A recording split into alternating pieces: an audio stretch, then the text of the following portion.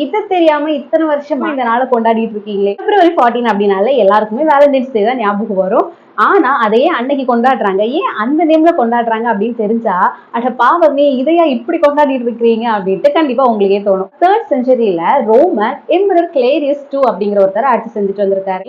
கல்யாணம் ஆயிடுச்சு அப்படின்னா யாருமே போர் பண்ண வரமாட்டாங்க அப்படின்னு சொல்லிட்டு கல்யாணத்தையே பேன் பண்ணிருக்கிறாரு. அந்த டைம்ல தான் அங்க ஒரு சர்ச்ல வேலண்டைன் அப்படின்னு பேருள்ள ஒரு ஃபாதர் வந்து இருந்திருக்கிறார். அவரு இந்த அரச போட்ட கட்டளையை கேட்டுக்கிட்டு யார் யாருக்கு கல்யாணம் பண்ணுமோ நீங்க என்ன தேடி வந்தீங்கன்னா நான் உங்களுக்கு கல்யாணம் பண்ணி வச்சிடுறேன் அப்படின்னு அனௌன்ஸ் பண்ணுவாரு. இதை கேட்டு நிறைய பேர் அரசருக்கு தெரியாமலே வேலண்டைன் கிட்ட வந்து கல்யாணம் பண்ணிருக்காங்க. இதெல்லாம் ஒரு டைம்ல நம்மளோட எம்பரர் கிளேரியஸ் வந்து கண்டுபிடிச்சிட்டு நம்மளோட வேலண்டைன் தரத்தரன்னு இழுத்துட்டு போயிட்டு உங்களுக்கு நான் மரண தண்டனை கொடுக்க போறேன் அப்படின்னு சொல்லிடுவாரு. அப்படி பிப்ரவரி 14 அன்னைக்கு தான் வேலண்டைனுக்கு மரண தண்டனை கொடுத்து வேலண்டைன் கொன்னுருவாங்க. பிப்ரவரி 14 அப்படிங்கிறது கஷ்டப்பட்டு காதலர்களை சேர்த்து வைக்கிறதுக்காக உயிரை தியாகம் பண்ண ஒரு ஃபாதர்